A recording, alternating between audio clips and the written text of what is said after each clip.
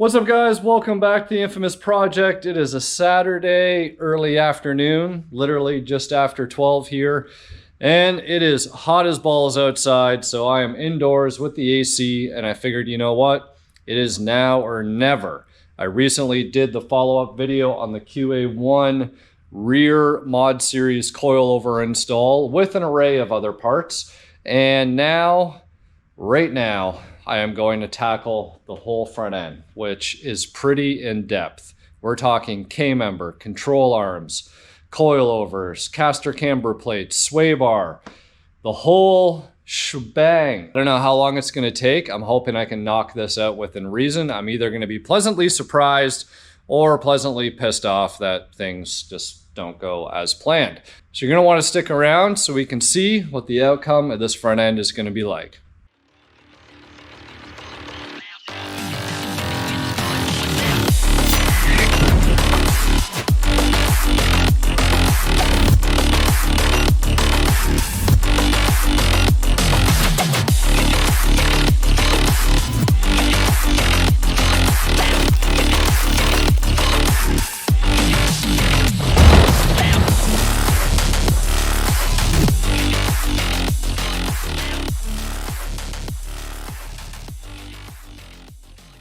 As promised, I was going to show you guys the rear sway bar, and you can see how it mounts to the QA1 lower control arms here. They've got these fancy blocks that bolt on, and when you tighten these down, it kind of pinches the sway bar into position. So the main thing that you want to note is that you have the same amount of distance poking out from this side as the other side, and that way you're going to know that you are pretty much where you need to be and centered and everything else. You can see up here, this actually turned out a lot better than I thought it would. You know, I'd say big hammer treatment, but it was actually big pry bar. Actually like pickle fork for ball joint puller or breaker looser. That actually bent in the spare tire well quite nice. So hopefully we'll have the clearance that we need here. And oddly enough, this might have been holding the car up some, so we might end up with a little bit more low than what we had before. Well, we're going to save that for the final put down of the suspension. So moving on to the front here, we got a lot of stuff to take off, a lot of stuff to deal with, because the steering rack, K-member, sway bar, all of the goods. If you guys remember the first video, we looked at all the, I guess, worn out parts. These old Racelands, they're finally going to come out of here. So we need to suspend the motor up, and that way, you know, we can drop the K-member and do all the things that we need to do, and hopefully make this happen within reason. So here's our parts laying on the ground, and there's quite a few of them. So everything from our bump steer kit to our K-member to our control arms to our coilovers and all the hardware and everything else that we need to install it all. So right now I'm going to put the car down, pop the hood, and see how we're going to secure the motor so we can have that suspended. In fact, I'll pop the wheels off real quick, and from there we'll just start ripping stuff apart. Now, this is one of those things, or those tasks, it's pretty involved, right? And can be a little daunting. You might be pushing it off, and it's one of those things you just gotta like say, screw it, and I'm just gonna dive right in. Just go right in there. And I wanna one-up Kazel because he still hasn't installed his Kenny Bell yet. And I figure if I manage to say that I swapped out all of the suspension in the Stalker Vert, and be like, dude, you have no excuses. Get your damn Kenny Bell on. So that, and I want to get this car done so it's off the lift so that I can focus on the yellow Dutch car. I actually washed this car up this morning, took it to a little cruise in at Texas Speed and Performance. And guys, I absolutely love this car. Like, it is one that every time that I park, I'm turning around, I'm looking at it. Of course, there's a lot of little things and updates and cleanup items that I want to do, and primarily getting it down on the ground a little bit lower. But there'll be a full video on this car to come. I got some parts on the way, some new lights for the front. In fact, I've already got the lights, but we'll go over that in this car's own video. This is about the Stalker, Vert, and QA1 stuff. So let's get these wheels off, get the car down, hood up, engine suspended somehow, and just start getting at it.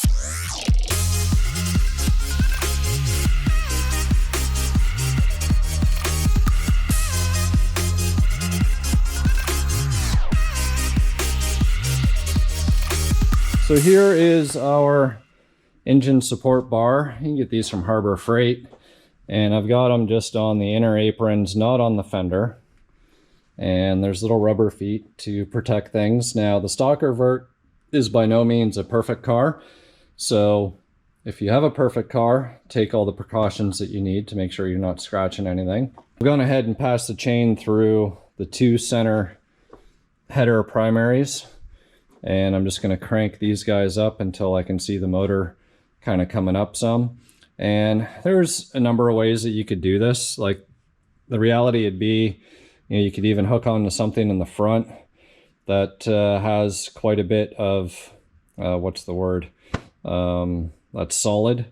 And because you got to remember, the transmission mount's still in the back and supporting, right, the transmission and all of that stuff. So we were really just trying to lift and hold the motor up where it is, which doesn't really take that much. It sounds like a lot, but it's really not a lot. So anyways, I'm going to spin these guys and hopefully we'll see that motor kind of want to come up, or we'll see it on the mounts. And at that point, we know we're good and we'll be able to loosen off the motor mounts once we get to that stage and go from there.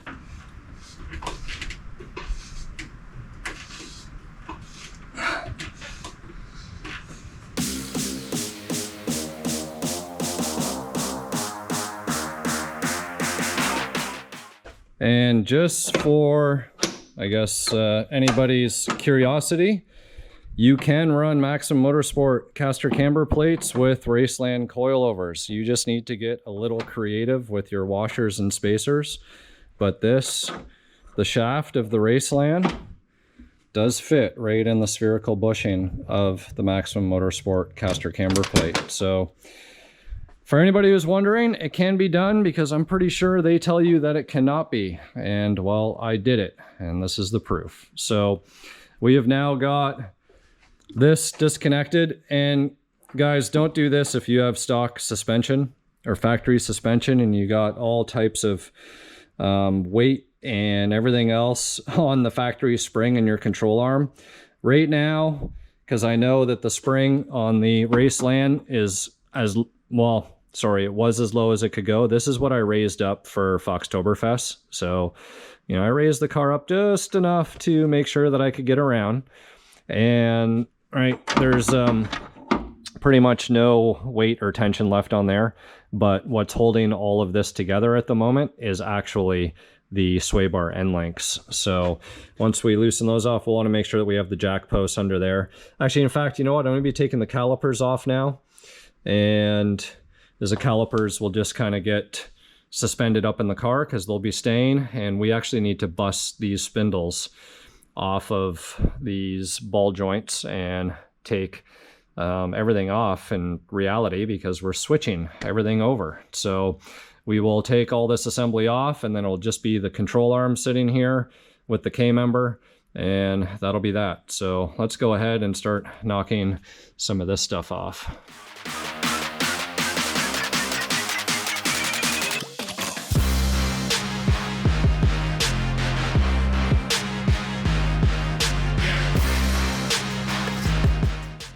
All of the front brakes, spindles, coilovers, sway bar end links, everything up in the wheel well area has now been removed. We're probably 45 minutes in, give or take.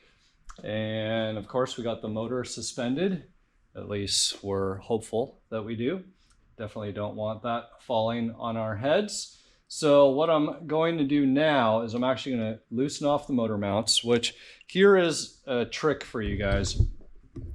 A lot of people, I feel like, fight this. Like they're always trying to work from in here. Guys, you need to work from the side here. and a nice long extension like so will help you get right in there.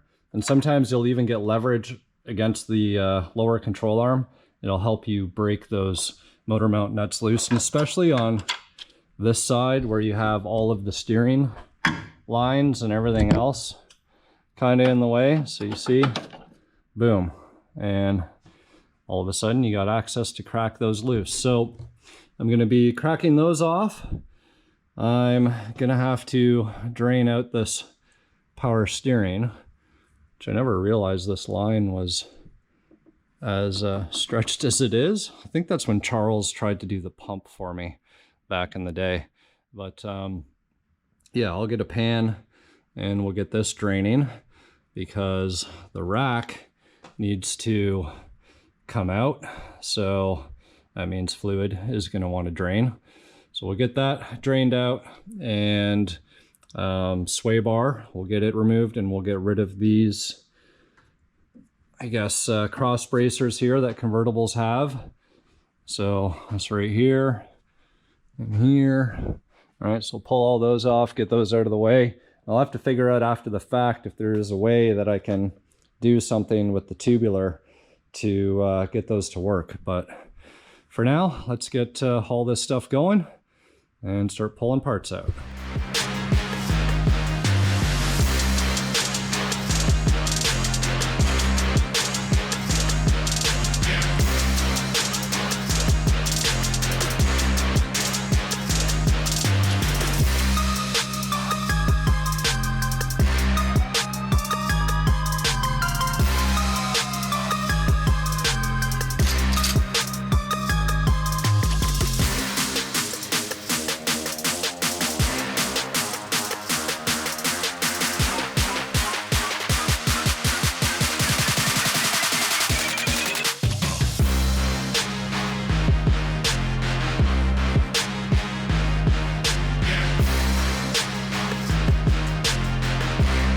We got a lot of stuff removed here, so got the sway bar out, and in fact, the biggest pain in the ass of this whole process so far was getting out the factory bolts from the sway bar.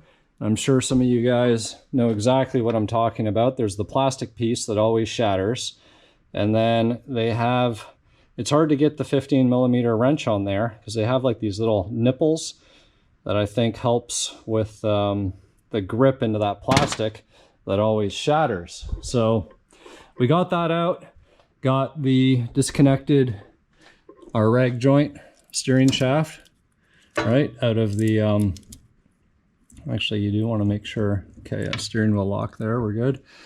And motor mounts are loosened off, so bolts are out of there, and the steering rack, which one of the main problems with the steering rack, see that?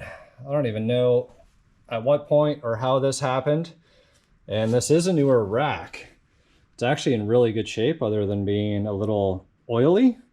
So the question's going to be, can I just replace this line and reuse this rack? Because I'd hate to throw out a rack just because of a line, right? So gonna have to look into that. But we are now in position to see about dropping or loosening off this K-member. So first things first, I'm going to take out these 5/8 bolts at the back, because they're not, like, they're doing something, just not a lot. We'll cut these tie wraps off that are holding the O2 sensors on, make sure I don't have anything else fastened to the K-member. I might want to come down with it. And then we can get on our main bolts up in here and then see, right, if what we'll do is we'll drop it down a little bit and just make sure that the motor looks like it's gonna stay suspended in there, and if it is, then we'll drop it out.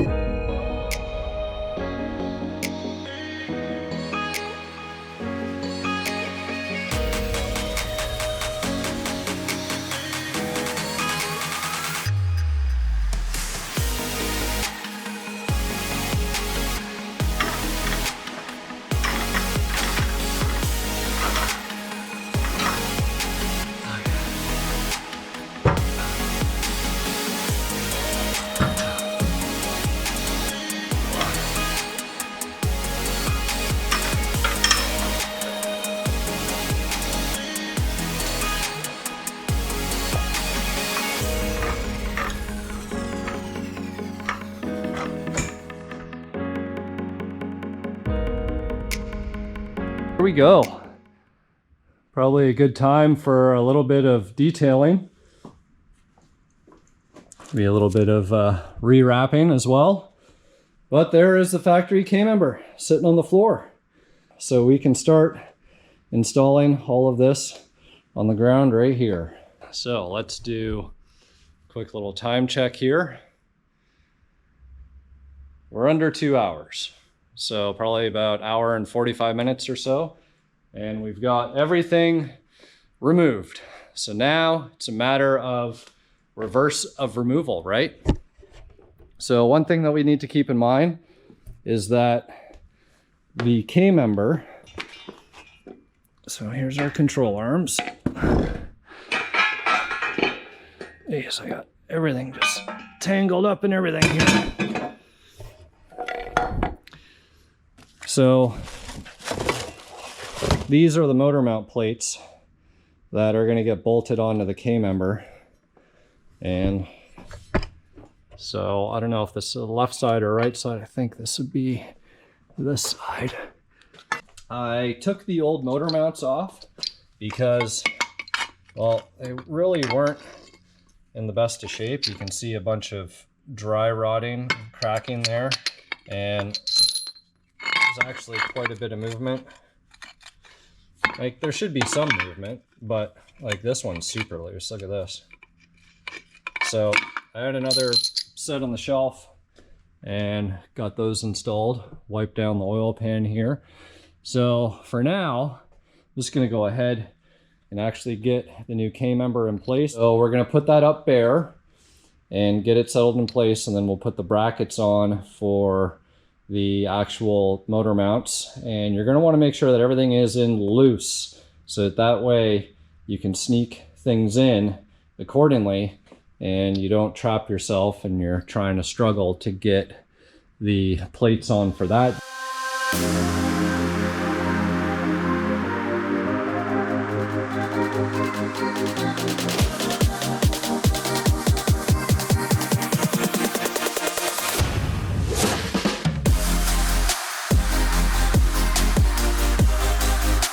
And then I forgot is that the QA1, this K-member, actually raises your motor up some. So the fact that we just had it suspended, it wasn't actually high enough. So you can see I used the jack post with a 2x4 underneath the oil pan in this case, and I'm getting leaked on power steering fluid. But yeah, I managed to get the motor up enough to get the mount in place, and everything should be okay from now forward.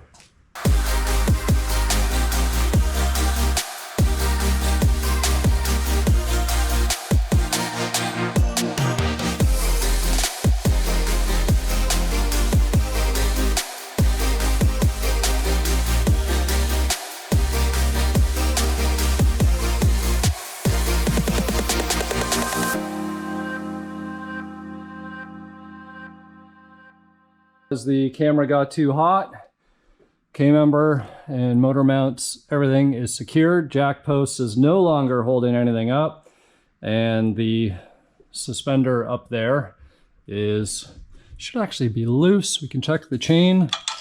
Yep, see? So definitely don't want to rock the car too much because I don't want it falling. Actually, there's still some tension on this side, which is good. But other than that, everything is torqued up, buttoned up, right? Actually, you reuse this hardware for your K-member, and everything else is new. Got our control arms ready to go here. And spindles are out back, getting a coat of paint real quick. Look at all the dirt that comes out. And this car wasn't really like a dirty or rusty car by any means, and that's just like a bunch of dirt and debris and God knows what from over the years. It is an 87. Like, this car is, oh, can you believe it, guys? This thing's approaching like 40. Anyways, yeah, so I'm going to start getting the coilovers ready because there's nothing stopping us there. Our biggest stopping point today is actually going to be the steering rack. because if I didn't have that bad line, I'm pretty confident I would have had this all done and buttoned up today, but it's not going to be the case. And in fact, I've got a set of brand new rotors sitting at the commercial shop, so I'm gonna have to make a trip up there a little later and get those. So perfect excuse to make this a two-part video, and then that way we can do a final put down on the ground and reveal on the next one. But we'll still get the coilovers and the spindles buttoned up on this one, so hang tight. Okay, so we got the spindles coated up with some Seymour semi-gloss black, and we got proper spacers now instead of a stack of washers the way that I had it before. So now it's time to stick a coilover in. And I've got one all together. Don't worry, I'll show you on the next one how it all goes. And if you see those two springs sitting right over there, so those are like a 12-inch spring and 300 pound per inch, if I remember correctly. Yeah, so 12, 300 pound. And that guy's pretty tall. So I went and I grabbed the old springs that I had for the rear that are a 10, so we're 2 inches lower, and they're 175 pounds. So that might seem a little soft. So I'm probably gonna do another video that gets into a coilover spring versus a traditional spring, because these smaller inner diameters and everything else really play a big factor in the difference. So when we're used to hearing like 7, 8, 900 pounds per inch in the front of a traditional Fox body coil spring, it's a lot different when it comes to coilover stuff. So the Racelands, these guys over here that we've taken out, these were 220, and they were actually a larger diameter. So I'm thinking these 175s might actually ride fairly decent, believe it or not, but we're gonna put them to the test and we're gonna find out. So let's go ahead and get this guy installed. And we got the caster camber plate there. So we're gonna do this side, and then I'll show you how that all goes together. And we'll get the driver's side in. And that's pretty much gonna be as far as we're gonna get today, but let's get it in and see. So this guy should fit up here. Perfect. And it should fit up there. Feels like I'm getting it in the right spot.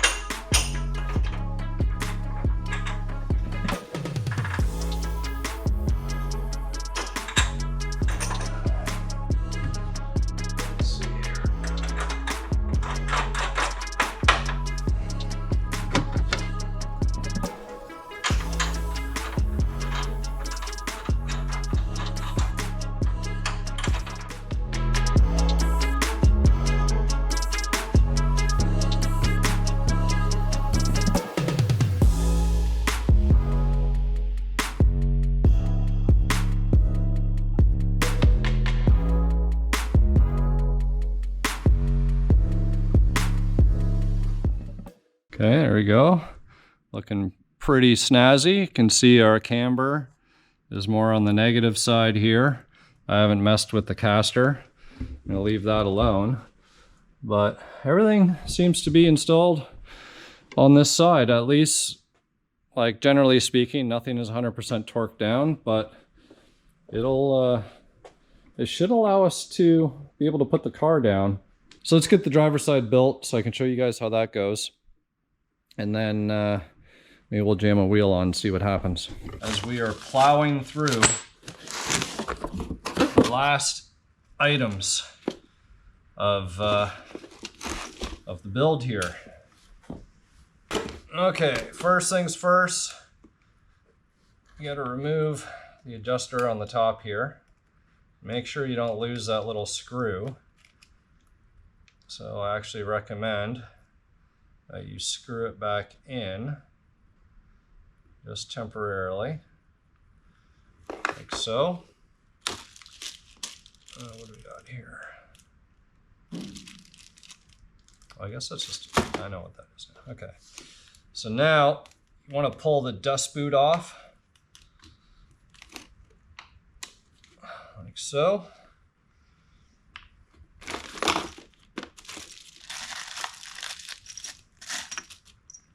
And then you want to put your ring on.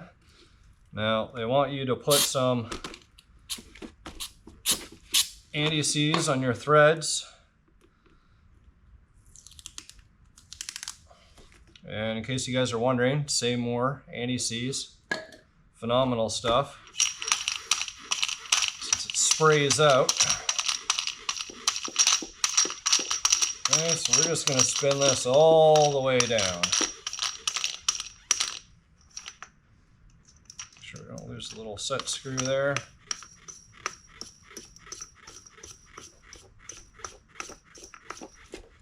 Okay, and then this ring. I want you to have the lubricated surface. Then we'll throw our spring on. Okay, and then pull your body out. And we can start building the top assembly. All right, so your hat. And then you have one of those. Then you have your bearings. And again, they want some anti-seize. Now, I've actually been using a little bit of grease.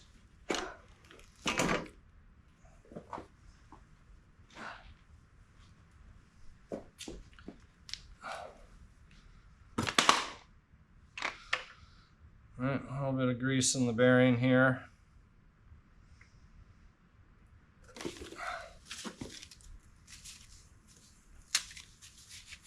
Okay, here's the top hat. Before I forget, as I almost forgot.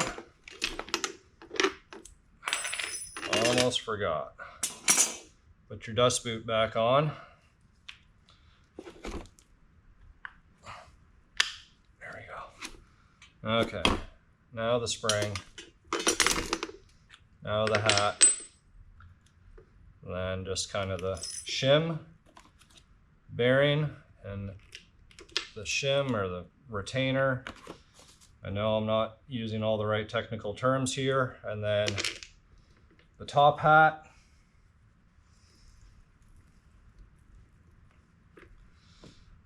Okay, and we have these guys to go with the spindle. And we got our main nut for the top. So if you were not using QA1's caster camber plates, you get this guy, and this is tapered and it actually goes upside down, and then your nut goes on. We don't need this one because we actually have one that comes with the caster camber plate right here.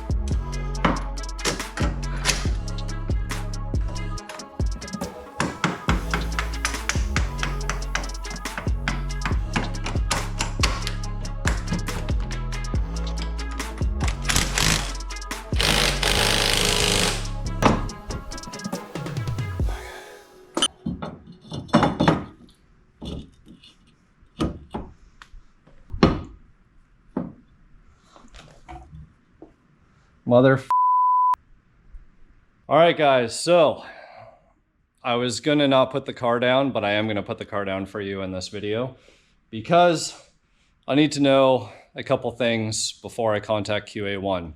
When I was putting in the lower control arms, I thought to myself, will they send me the offset ones? Because I really don't want the offset ones. And lo and behold, look at where that front tire is. Look at how close it is to the front and how much room there is in the back. So they sent me race car shit, and I don't want this stuff. I know it has a purpose, and you know, there's a reason behind it and why you would want it. I don't want it. So good thing everything is kind of like not 100% torqued down in there, but yeah, spindles are gonna have to come off. Control arms are gonna have to get swapped out. But with that said, let me try and put the car down. I'm curious to know how things are going to sit.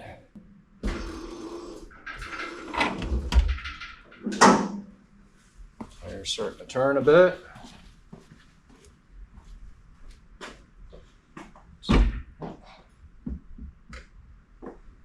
Okay.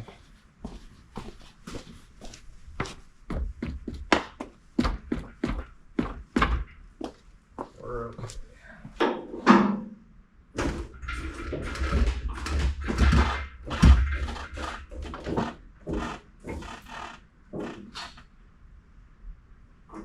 Well, there you have it, guys. It can actually go down lower than I need it to go down, which is great for the front.